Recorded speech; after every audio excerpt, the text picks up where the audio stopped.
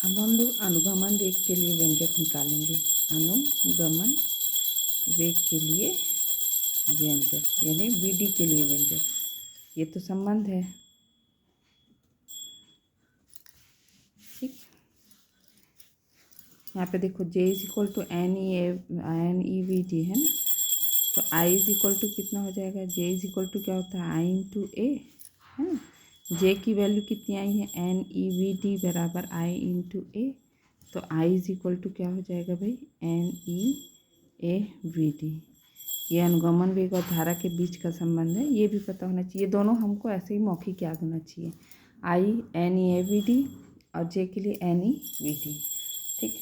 अनुगमन वेग निकालने के लिए हम लोग, अनुगमन वेग क्या है, एक औसत वेग है ना। यदि अनुगमन वेग निकालना है तो हमको उस औसत वेग को निकालना है। औसत वेग यानी प्रारंभिक वेग धन अंतिम वेग, प्रारंभिक वेग धन अंतिम वेग बटा 2, जैसे हम जनरली निकालते हैं v प्लस यू अपॉन 2, ठीक। या फिर हमारे पास गति के नियम है v बराबर u प्लस ए टी, इसके द्वारा भी हम निकाल सकते हैं अनुगमन वेग को, ठीक। v बराबर u plus A T, v क्या हो जाएगा अंतिम वेग या औसत वेग, u क्या रहेगा आपका प्रारंभिक वेग, a क्या है त्वरण और t क्या है समय। यहाँ यदि हम अनुगमन वेग की बात करें तो t क्या हो जाएगा श्रांति काल, ठीक। या दो धन आयन जब मुक्त इलेक्ट्रॉन जो है वो दो क्रमागत धन आयनों से टकराएंगे, पहला फिर दूसरा, इन दोनों के बीच का जो समय रहेगा वो ये t है, t समय अंतराल है दो धन आयनों से, दो क्रमागत धन आयनों से टकराने का, दो क्रमागत धन आयनों से टकराने के बीच का समय है t, ठीक। v बराबर u plus A T, you क्या है प्रारंभिक वेग, किसका, इलेक्ट्रॉन का प्रारंभिक वेग या तापीय वेग, जिसमें वो शुरुआत में गति कर रहा था, ठीक।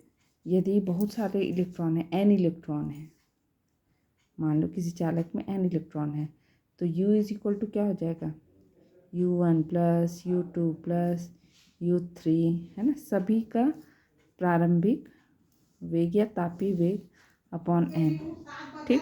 जो इसका वैल्यू होता है 0, है ना। जब तक विद्युत क्षेत्र नहीं लगाओगे तो वो जो तापीय वेग है, जो उनकी यादृच्छिक गति है, अनियमित गति है, उसका मान हमेशा 0 हो जाता है, ठीक। और v की वैल्यू इसी तरह v इज इक्वल टू कितना हो जाएगा, sorry t is equal to कितना हो जाएगा टाउ, तो टाउ भी आपका t1 plus t2 plus t3 plus up to tn upon n, ठीक।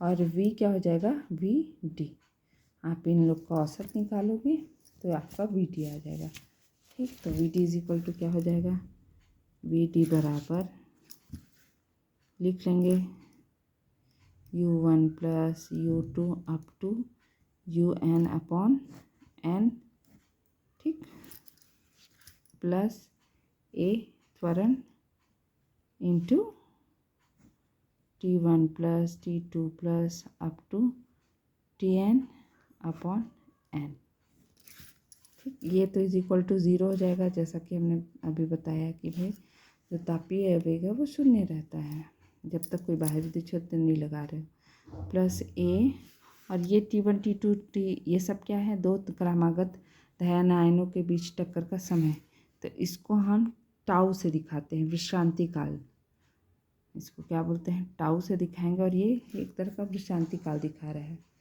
समय अंतराल दिखा रहा है भाई, दो क्रमागत टक्करों के बीच का समय अंतराल, टी टाइम नहीं है लेकिन बड़े उसमें है, t1 t2 यानी छोटे स्तर पर, ये सार्वभौमिक स्तर पर ले लिया भाई कि दो क्रमागत टक्करों के बीच का औसत समय अंतराल कितना है टाउ, ठीक। t1 t2 इस करके हमने क्या कर दिया टाउ, विश्रांति काल, है ना, क्या कहलाते हैं विश्रांति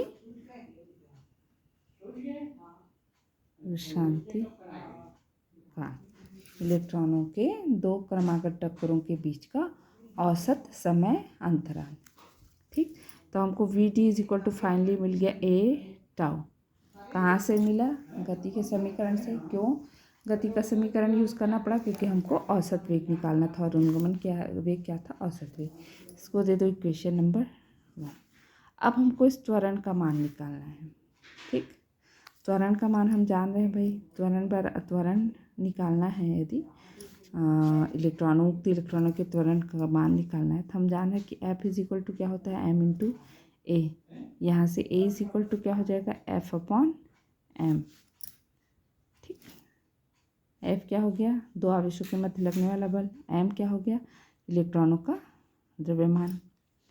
ठीक है, F इज इक्वल टू हम जान रहे हैं, इसको हम विद्युत क्षेत्र के रूप में भी लिख सकते हैं क्योंकि E is equal to F upon Q होता है। चूँकि हम जान रहे हैं E इज इक्वल टू क्या होता है? F upon Q. ठीक है, तो एक इलेक्ट्रॉन के लिए एफ अपॉन ई, तो एफ इज इक्वल टू क्या हो जाएगा? E into capital E. ठीक, चाहो तो डायरेक्शन देना होगा तो माइनस दे सकते हैं। ये दिखाएगा कि विद्युत क्षेत्र से की दिशा त्वरण के विपरीत है। त्वरण और विद्युत क्षेत्र की दिशा एक दूसरे के विपरीत हैं। ठीक है, दोनों ही सदिश राशियाँ हैं और जान रहे हैं कि विद्युत क्षेत्र की विपरीत दिशा में गति कर रहा है। हमारा जो मुक्त इलेक्ट्रॉन है वह विद्युत क्षेत्र की विपरीत दिशा में गति कर रहा है, इसलिए हमने त्वरण को माइनस साइन से दर्शाया। ठीक, E is equal to E upon M. ठीक, साथ ही साथ हम विभव प्रवणता भी जान रहे हैं। विभव प्रवणता से हम जान रहे हैं ई इज इक्वल टू क्या हो जाता है? V upon L. ठीक है ना, दूरी के सापेक्ष विभव में परिवर्तन की दर। तो ई का मान भी समीकरण 2 में रख दो, तो ए इज इक्वल टू हमको क्या मिल जाएगा? माइनस ऑफ ई की जगह हम रख दिए V upon L upon M, minus of V M into L, minus of E V M L. ठीक, अब उठा के इस ए के मान को समीकरण 1 में रख दो या अनुगमन वेग का जो समीकरण मिला उसमें रख दो। तो V D is equal to क्या हो जाएगा? ए की जगह E V upon M into L into tau. यही अनुगमन वेग का व्यंजक है, सूत्र है। ठीक, माइनस साइन को चाहो तो सूत्र के लिए माइनस साइन हम हटा सकते हैं। ठीक है, तो V D is equal to क्या हो जाएगा? E V M upon L into tau. ये विभव के सापेक्ष है। यदि हम केवल विद्युत क्षेत्र की तीव्रता को रख के देखें तो भी V D is equal to कितना हो जाएगा? ई, ये वाली वैल्यू को रख देंगे किसमें? ए में, तो E capital E tau into M. ठीक, ये सब तीनों 1 2 3 ये तीनों ही क्या है? अनुगमन वेग का व्यंजक है, सूत्र है। अब देखो इस सूत्र में ये किस किस पर डिपेंड कर रहा है? अनुगमन वेग आवेश पे तो निर्भर करेगा ही करेगा, विद्युत क्षेत्र पे निर्भर कर रहा है। विद्युत क्षेत्र की तीव्रता जितनी अधिक रहेगी अनुगमन वेग उतना ही अधिक रहेगा। ठीक है, विश्रांति काल पे निर्भर करेगा और ये तो द्रव्यमान है, ये तो निश्चित रहता है, इस पर निर्भर। कहीं पर भी देखो समय पर निर्भर नहीं कर रहा है ना। टी कहीं पे, ये विश्रांति काल दो क्रमागत टक्करों के बीच का शांति वाला काल है। आई को जैसे हम लिखते हैं ना, आई बराबर क्यू अपॉन टी, तो यहाँ पे टी समय पर निर्भर कर रहा है, लेकिन ये अनुगमन वेग जो है वो समय पर निर्भर नहीं करता है।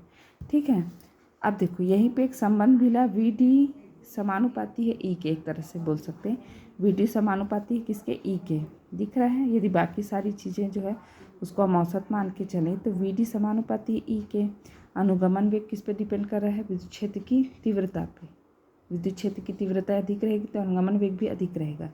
तो हम इसका एक अनुपात भी निकाल सकते हैं, वी डी अपॉन ई। यदि हम इसका एक अनुपात निकालें तो इस अनुपात को हम एक नाम से जानते हैं, गतिशीलता। इसके अनुपात को हम एक नाम से जानते हैं, गतिशीलता।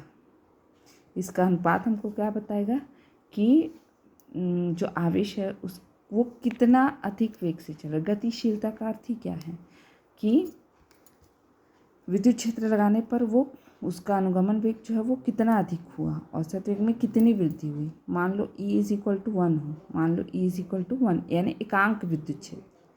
ए इज इक्वल टू 1 यानी एकांक विद्युत क्षेत्र।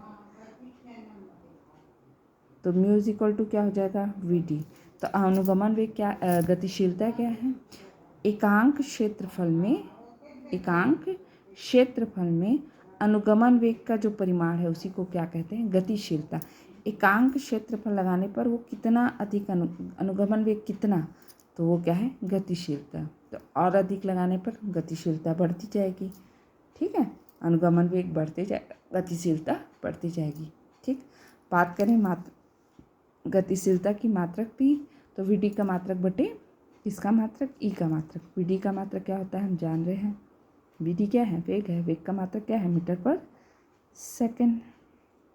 ई क्या है विद्युत क्षेत्र की तीव्रता, ई का मात्रक ये यहाँ पर भी हमने लिखा ई इज इक्वल टू, यहाँ पे लिखा E is equal to V upon L, E is equal to V upon ये E is equal to V upon L. तो ई का मात्रक यहाँ से पुट कर दो तो ये हो जाएगा वोल्ट पर मीटर।